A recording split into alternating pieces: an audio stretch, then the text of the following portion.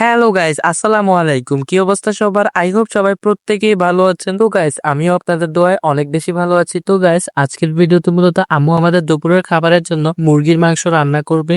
তো গাইস, মুরগির মাংস রান্না করার জন্য আম্মু এখানে টেবিলের মধ্যে অনেকগুলো উপাদান নিয়েছে।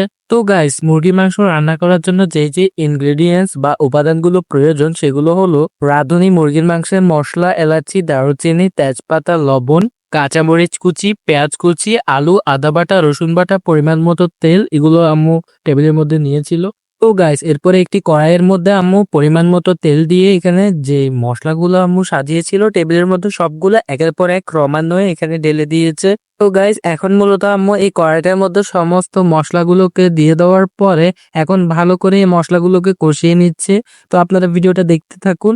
তো দেখতেই পাচ্ছেন মশলাগুলোর কালারটা প্রায় চেঞ্জ হয়ে এসেছে। এরপরে আম্মু এখানে মুরগির মাংসের পিসগুলাকে এখানে দিয়ে দিয়েছে কড়াইটার মধ্যে। এরপরে এখানে আম্মু আলু দিবে। তো দেখতে পাচ্ছেন আলুটাও দিয়ে দিয়েছে।